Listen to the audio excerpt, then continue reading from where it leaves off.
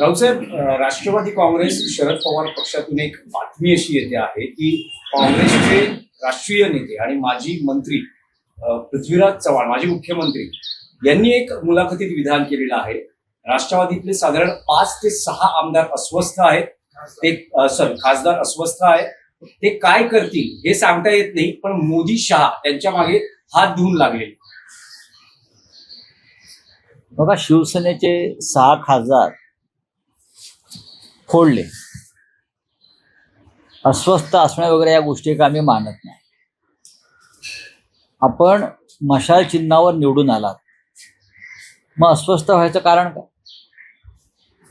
तुम्ही स्वीकारलत ना, मशाल चिन्ह स्वीकारलं तुम्ही. शिवसेना उद्धव बाळासाहेब ठाकरे यांच्या नेतृत्वाखालचं नेतृत्व स्वीकारलं आणि तुम्ही निवडून आलात पक्ष फुटल्यावर. तसंच अजित पवार यांनी पक्ष फोडल्यावर माननीय शरद पवार साहेबांच्या नेतृत्वाखालचा मूळ राष्ट्रवादी काँग्रेस पक्ष हा तुतारी या चिन्हावर निवडणुकीत उतरला लोकसभेचा. आणि मला वाटतं त्यांनी त्यांच्या 7 की 8 जागा निवडून आल्या. फार कष्टानं. या जागा सहज निवडून येत नाही. पवार साहेबांनी सुद्धा त्यावेळेला महाराष्ट्रामध्ये वणवण फिरून खासदार निवडून आणले आणि त्यांनी कमी जागा, मला वाटतं त्यांनी 10 जागा लढवल्या आणि 8 जागा जिंकल्या. मला वाटतं 8. करेक्ट. अस्वस्थ व्हायचं कारण कोणाला असण्याचं कारण नाही. का अस्वस्थ आहे? आपण तुतारी चिन्ह स्वीकारलं, आपण शरद पवार साहेबांचं नेतृत्व स्वीकारल्यावर निवडून आलेला. आणि शिवसेनेचे खासदार असतील किंवा माननीय पवार साहेबांचे खासदार असतील किंवा महाराष्ट्रातले काँग्रेसचे खासदार असतील, तुम्हाला झालेलं मतदान आणि तुम्हाला जे लोकांनी निवडून दिलं आहे ते मोदी, शहा आणि फडणवीस यांच्या विरोधामध्ये मतदान करून तुम्हाला निवडून दिलं आहे. मग अस्वस्थ का होतं? कोणाला घाबरत आहे? काही कारण नाही ना. मला वाटत नाही की पण अस्वस्थ वगैरे कोणी नसतं. मोदी आणि शहा आणि इतर काही घटक हे दबावाचं राजकारण करतात आणि असे मासे आपल्या गळाला लावतात. पृथ्वीराज चव्हाण हे ज्येष्ठ नेते आहेत, काँग्रेसचे नेते आहेत. त्यांच्याकडे असलेली माहिती त्यांनी नक्कीच माननीय पवार साहेबांकडे पोहोचवली असं एवढंच मी मानतो. नाही राऊसाहेब, तुम्ही म्हणता की अस्वस्थ असण्यामागे काही कारण आमचे का आता आमचे 6 गेले, कशा करता अस्वस्थ होते? नाही, अस्वस्थ होण्यामागचं मूळ कारण हा निधी असतो. कारण त्या मतदारसंघाचा विकास किंवा त्या कसला विकास करताय? कसला विकास? 100 कोटी दिले तरी हे विकास नाही करू शकत. नरेंद्र मोदी वाराणसीचा विकास नाही करू शकले अजून. नागपुरात जाऊन बघा काय विकास आहे तो. कसला विकास? कसा विकास कोसळतोय तो बघा तुम्ही. नांदेडला काल पूल कोसळला, मिसिंग लिंक कोसळला, अख्ख्या राज्यभरात रस्त्यांवर खड्डेच खड्डे. हा विकास? कोणत्या विकासासाठी यांना अस्वस्थ व्हायचं कारण आहे? लोकांमध्ये राहायचं, पुढल्या निवडणुकीसाठी संघर्ष करायचा आणि आम्ही सत्तेत येऊ हा आत्मविश्वास ठेवायचा. 2029ला देशामध्ये इंडिया आघाडी सत्तेमध्ये येणार आणि महाराष्ट्रामध्ये 2029ला हे भ्रष्ट सरकार आम्ही उखडून फेकून देऊ हा आमचा आत्मविश्वास आहे. अस्वस्थतेचं दुसरं कारण असं असू शकतं की एनसीपी, काँग्रेस या पक्षातल्या अनेक खासदारांच्या सहकारी संस्था, साखर कारखाने अशा संस्था आहेत. त्यामुळे साहजिकच या दबाव येतो. मग तुम्हाला माननीय पवार साहेबांकडून उमेदवारी लढताना जिंकताना हे आठवलं नाही का? आपण माननीय पवार साहेबांकडून व त्यांच्या पक्षाकडून उमेदवाऱ्या घेताना, त्यांच्याकडून कष्ट करून घेताना, तो आमच्याकडे जे 6 खासदार गेले पक्षाची उमेदवारी घेताना, उद्धव ठाकरे यांच्याकडून कष्ट करून निवडणुका जिंकून घेताना कोणाला काय वाटलं नाही का? तेव्हा तुम्हाला अस्वस्थता का वाटत नाही? अरे बापरे, मी या पक्षात आलो तर माझे साखर कारखाने, सहकारी कारखाने काय जे आहेत ते अडचणीत येतील. आम्ही विरोधी पक्षात असताना तुम्ही आमच्याकडे आलेला आहात. आम्ही सत्तेत नव्हतो हे तुम्हाला माहिती आहे. रावसाहेब, शरद पवारांनी एकनाथ शिंदेची भेट घेतल्यानंतर आपण टीका केली होती. त्यानंतरचा टायमिंग आहे तुमच्याकडनंही फडणवीसांची भेट घ्यायला पाहिजे. आमच्याकडनं म्हणजे कोणाकडून? आमदार आणि आम्हाला असं म्हणणं आहे नगरसेवक की तुम्ही देवेंद्र फडणवीस भेट दिली मग आम्ही त्याच्यावरती बोलत नाही. सोडून द्या, तो विषय काल झाला, तो विषय काल संपलेला आहे. माननीय शरद पवार साहेबांचं माझी काल चर्चाही झाली, सुप्रियाताईशी माझं बोलणं झालेलं आहे. आम्ही आमच्या भावना व्यक्त केल्या, बस. नाही, पण पण राऊत साहेब तुम्ही भेट तुमच्या ज्या भावना घेतल्यानंतर व्यक्त आव्हाडांनी केल्या, तुमच्यावर टीका केली की करू द्या. तुम्ही एनसीपीचे भाजप नेते तुमच्यावर टीका करतायत, शिंदे शिवसेनेचे मंत्री आमदार तेही टीका करतात. त्यांचं असं म्हणणं आहे की संजय राऊत ह्या विषयात राजकारण आणू पाहत आहेत. नाही नाही, संजय राजकारण राऊत यांनी हे करू नये. परत ही भेट ही काही निव्वळ योगायोग होती, असेल ना. अशा सगळ्या अनेक गोष्टी त्यांनी आम्ही म्हटलेल्या आहेत. आमच्या भावना शिंदे व्यक्त असं केल्या. म्हणतात की खरं तर एवढे मोठे नेते जर मला भेटत असतील तर इतक्या छोट्या मनाने टीका केली जाऊ नये. मी अजिबात कधूपणा झाला म्हणतात. मी हो ठीक आहे, कद्रूपणा आहे म्हणा, कद्रूपणा आहे. ज्या पद्धतीनं तुम्ही एकनाथ शिंदेविषयी मी वारंवार सांगितलं, त्यांनी पक्ष सोडला आणि ते भारतीय जनता पक्षात गेले म्हणून आमचं भांडण नाहीच आहे. बाळासाहेब ठाकरेंच्या शिवसेनेवर त्यांनी दरोडा टाकला अमित शहांच्या मदतीनं, हे भांडण आहे. अजित पवार पक्ष सोडून गेले पवारांचा म्हणून भांडण्याचं कारण नाही. शरद पवारांच्या हयातीत त्यांनी स्थापन केलेला पक्ष अमित शहाच्या मदतीनं तुम्ही चोरताय, जसे राम मंदिराची लूट करताय तसे ही पण तुम्ही लूट केली. हा वादाचा विषय, आणि हा वादाचा विषय सध्याच्या राष्ट्रवादी काँग्रेसने सुद्धा कायम ठेवला पाहिजे. माझ्यासारखा माणूस आहे हा हे अशा गोष्टी विसरत नाही, कारण आमचं अख्खं आयुष्य बाळासाहेब ठाकरेंबरोबर गेलेलं आहे. बाळासाहेब ठाकरेंच्या पक्षाचे मालक तुम्ही कसे काय झाला, तुम्ही कशा आईबाप झालात त्या पक्षाचे, किंवा पवार साहेबांच्या पक्षाचे आईबाप पार्थ पवार, जय पवार, सुनेत्राताई पवार, सुनील तटकरे, प्रफुल्ल पटेल, हे शरद पवारांनी स्थापन केलेल्या पक्षाचे आईबाप होऊ शकतात का? आणि बाप आहे ना अजून तिकडे सिल्वरोकला किंवा वायबी चव्हाण प्रतिष्ठानला बसलेला असतो. हे मिस्टर ते तुम्ही यांची नावं घेतली तर माझ्यावर टीका करणार ना, ही एक स्वाभिमानाची ठिणगी मनामध्ये असायला पाहिजे, ती आमच्यामध्ये आहे. पण कालचा जो विषय झाला त्यानंतर हा विषय आता बंद, नाही, यापुढे असं हा नाही. विषय किंवा माननीय शरद पवार साहेब हे आमचे नेते आहेत, महाविकास आघाडीचे ते सुप्रीम लीडर आहेत. त्यांच्या मनात माझ्याविषयी कायम श्रद्धा आणि आदर हा राहिला आणि राहील, त्यांचे माझ्यावर प्रेम आहे. मला काल वाटलं की आम्ही अस्वस्थ झालो, ती मी अस्वस्थता व्यक्त केली. आणि काय एकनाथ शिंदे सांगतात आम्हाला कद्रूपणा, तुमच्यातला किती कद्रूपणा आतमध्ये कुठून कुठून भरलाय, तो जर बाहेर काढला तर काय कराल तुम्ही? ज्या पक्षानं, ज्या उद्धव ठाकरेने तुम्हाला इथपर्यंत पोचवलं त्यांच्याविषयी तुम्ही काय कृतज्ञता ठेवली? नाही ना, त्यांनी हे बोलू नये. शरद पवार यांच्यासारखा नेता जेव्हा अशा व्यक्तीला भेटतोय तेव्हा त्या व्यक्तीला प्रतिष्ठा मिळते. हे पवार साहेबांचं मोठेपण असं माझं म्हणणं. पवार साहेब इतके मोठे नेते आहेत, ते जेव्हा एखाद्या गद्दाराला भेटतात किंवा गद्दार त्यांना भेटतो एखादा आमच्या दृष्टीनं, तेव्हा त्या गद्दाराला प्रतिष्ठा मिळते. ही एवढंच मत मी व्यक्त केलं. पिंपरी चिंचवड महानगरपालिकेच्या संदर्भात एक पत्र लिहिलं तुम्ही फडणवीसांना भ्रष्टाचाराच्या संदर्भात. काय नेमका भ्रष्टाचार आहे तिथे, काय?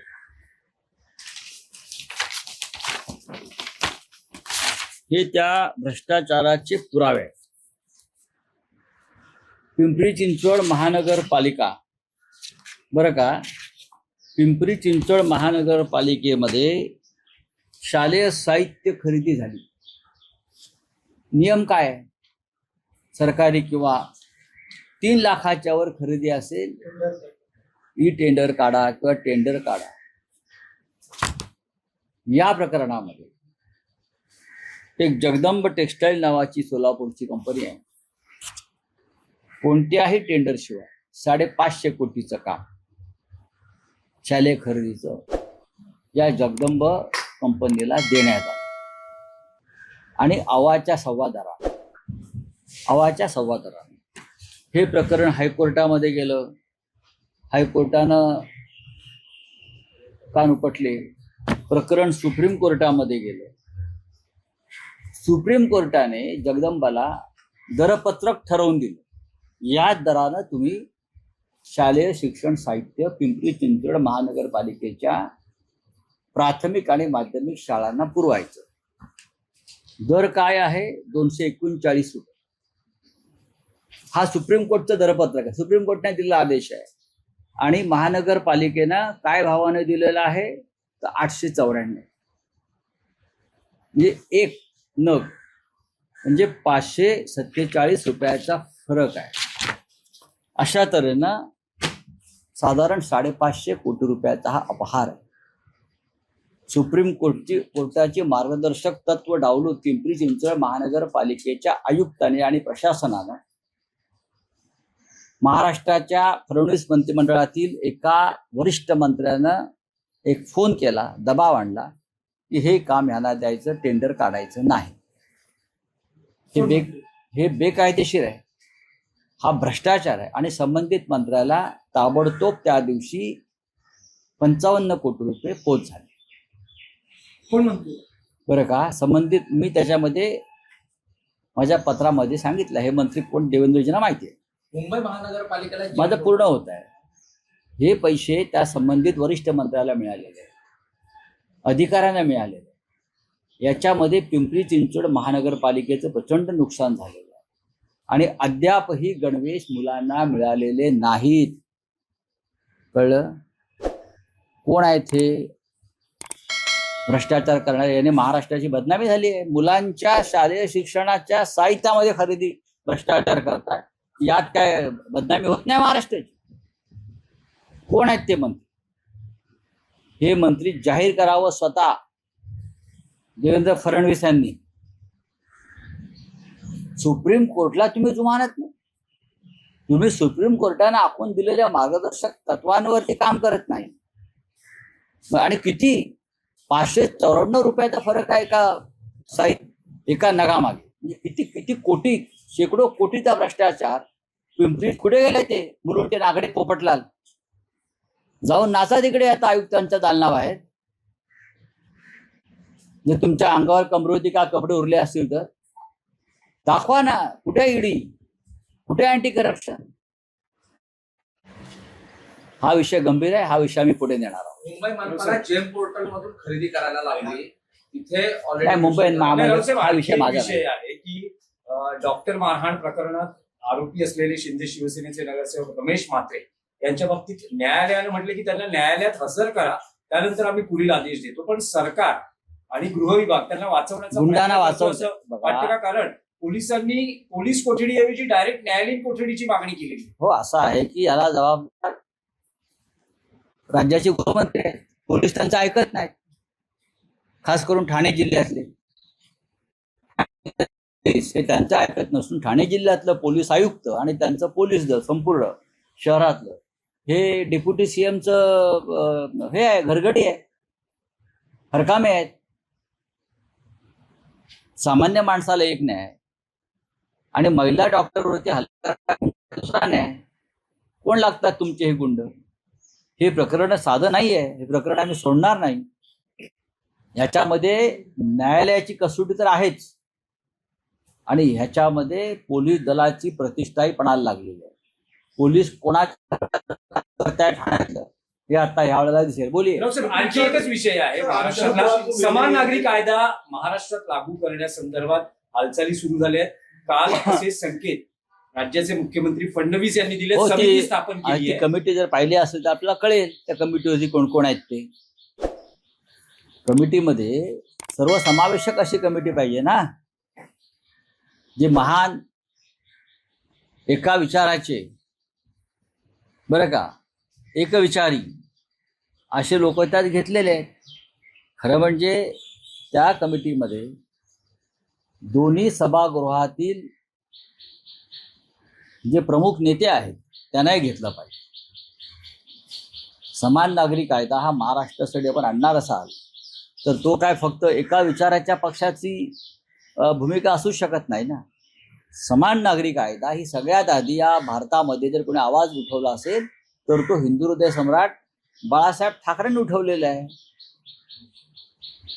मग त्याच्यामध्ये या सभागृहातले विधानसभेतले दोन प्रमुख पक्षाचे नेते हवेत, किंवा विधान परिषदेतले हवे, दिलेत का? नाही. त्यांच्या हाताखालची ताटाखालची मांजरं होऊ शकते.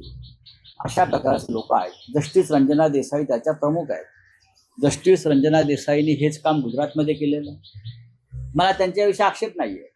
जस्टिस रंजना देसाई यांनी ह्याच समितीचं काम उत्तराखंडमध्ये केलं आहे आणि आसाममध्ये केलं आहे. जिथे जिथे भारतीय जनता पक्षाची सरकार आहे तेथे समान नागरी कायद्यासंदर्भात ड्राफ्ट तयार करण्याचं काम रंजना देसाई यांच्याकडेच दिलेलं आहे जाणीवपूर्वक. हे थोडं रहस्यमय आणि संशयास्पद आहे आणि ते रहस्य काय ते माझ्याकडे आहे, मला माहिती आहे. नाही राऊतसाहेब, यातला एक स्पेसिफिक प्रश्न आहे. राऊतसाहेब, स्पेसिफिक प्रश्न हा आहे. तुम्ही म्हणालात की देशात सगळ्यात पहिला आवाज समान नागरी कायदा लागू करण्यासंदर्भात महाराष्ट्रातून बाळासाहेबांनी उचलला. जर महाराष्ट्रामध्ये हा कायदा लागू केला जाणार असेल तर त्याला शिवसेना उद्धव बाळासाहेब ठाकरे पक्षाचं समर्थन विधिमंडळात मिळेल का? आधी या कमिटीचं काम सुरू हो. या कमिटीला अनेकांना बोलवावं लागेल, अनेकांना. त्याच्यामध्ये काय भूमिका आहेत प्रत्येक घटकाच्या त्या समजून घ्याव्या लागतील. त्याच्यामध्ये जर भारतीय जनता पक्ष राजकारण आणत असेल तर आम्हाला त्याच्याकडे फार डोळसपणे पाहावं लागेल. पण आम्हाला माहिती आहे समान नागरी कायदा काय असायला पाहिजे, कसा असायला पाहिजे, त्याच्यामध्ये कोणते मुद्दे असायला पाहिजे, हे आमच्याकडे त्यांच्यापेक्षा आधीपासून आम्ही याचा अभ्यास केलेला आहे. हा बोली चिंचवडमध्ये सर अजूनही कचऱ्याच्या ढिगाऱ्याखाली लोक अडकलेली आहेत. एकनाथ शिंदे की मुलाकात ली है तो नाराज थे तो क्यों गिला? नहीं नाराज कल थे, आज नहीं. पवार साहब हमारे सुप्रीम लीडर है महाविकास आघाड़ी के, हमारे नेता है. कल हमारी भावना थी, हमने कल इस बारे में व्यक्त की है. नहीं देखिए, एकनाथ शिंदे इस देश का सबसे बड़ा गद्दार है, ये हम मानते हैं. जब अजित पवार ने पवार साहब की पार्टी तोड़ी तो भी हमें इतना ही दिल को हमारी चोट लगी. ऐसे लोगों को, हमारे जैसे लोगों ने जो राजनीति में है, प्रतिष्ठा नहीं देनी चाहिए किसी भी हालत में. कोई भी गद्दारी करेगा और हम बड़े नेता जाकर उनके घर में चाय पियेंगे तो कार्यकर्ता क्या सोचेंगे? मैं कार्यकर्ताओं के भावना के बारे में बोल रहा था कि कार्यकर्ता को अच्छा नहीं लगता. चलो ठीक है. सर जब नितिन गडकरी कह रहे हैं कि उनकी बदनामी की जा रही है T20 को लेकर, आप किसे देखते हो? क्योंकि विपक्ष तो इतना कमजोर हो चुका है, उनकी बदनामी गाड़ियां गडकरी बोल रहा नुकसान है. हो रही है इथेनॉल मिलाने की इथेनॉल वजह से। मिलाने नहीं तो गडकरी साहब ने उसका एक प्रेजेंटेशन देना चाहिए. लोगों के मन में जो भ्रम फैला है उसमें उनके पार्टी के लोग हैं. नितिन गडकरी जी को बदनाम करने में और कोई नहीं है, भारतीय जनता पार्टी के ही लोग हैं जो गडकरी साहब को बदनाम करना चाहते हैं, उनको किसी एक जाल में फंसाना चाहते हैं. जैसे 2014 से पहले उनका जो सेकंड टर्म पार्टी अध्यक्षता की हो रही थी तब भी उनको इस तरह से फंसाया गया. एक वो मजबूत दावेदार है प्रधानमंत्री पद के, इसीलिए उनको बदनाम करो, इतना बदनाम करो कि लोगों के मन में उनकी छवि, उनकी प्रतिमा बहुत खराब हो जाए. और ये उनके पार्टी के लोग कर रहे हैं, उनको भी मालूम है.